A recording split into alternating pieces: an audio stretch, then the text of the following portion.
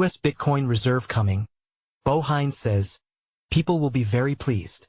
Two of President Donald Trump's leading officials on crypto, Bo Hines and Treasury's Tyler Williams, gave CoinDesk an inside take on their new report. President Donald Trump's crypto working group finally issued its massive report and its pages of U.S. policy recommendations, and two of the people behind that effort told CoinDesk that decentralized finance, DeFi, protocols should fare just fine in the administration's vision of the U.S. sector. Decentralized protocols can definitely meet the rules of the road, said Bo Hines, the executive director for the group of regulators and senior administration officials that collectively issued the 163-page report on Wednesday. In a CoinDesk TV interview with Jennifer Sanasie, Hines and the Treasury Department's Tyler Williams shared some of the highlights of the lengthy report, including its treatment of DeFi.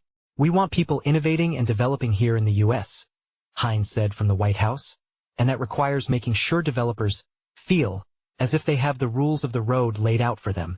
Hines said the administration has tried to take immense steps to do that and offer guidance. He said Treasury's removal of tornado cash sanctions should show, we understand how important immutable smart contracts are in open source code.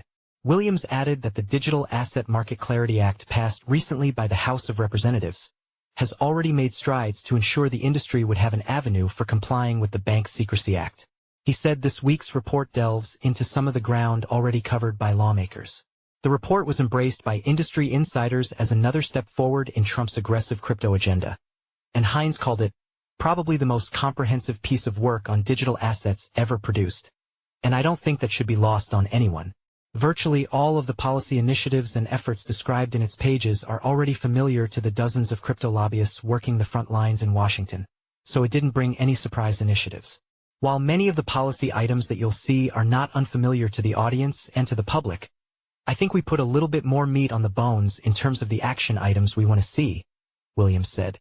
One detail that went missing in the report was a description of the next steps for the so-called Bitcoin strategic reserve contemplated by the administration, based on an order from Trump that such a stockpile should be initiated. Hines, who has been asked similar questions about the reserve for months without offering a significant update, said, people will be very pleased with what we come up with. There's an infrastructure piece of this as well, and Treasury's working diligently on that, making sure everything's set up properly, so that we can move forward in the best way possible. At the White House's Wednesday launch of the report, the administration invited industry representatives to share the moment. Cody Carbone, CEO of the digital chamber that lobbies in Washington on crypto policy, said about 40 people attended alongside senior officials from the administration, including Secretary of the Treasury Scott Bessent, crypto czar David Sachs, Securities and Exchange Commission Chairman Paul Atkins, and Attorney General Pam Bondi. Carbone said in a memo on the event that the officials were gracious in thanking the industry voices and experts who helped contribute to this comprehensive report, which he said included several from his organization. Read more. No U.S. Bitcoin reserve plans as White House touts crypto report.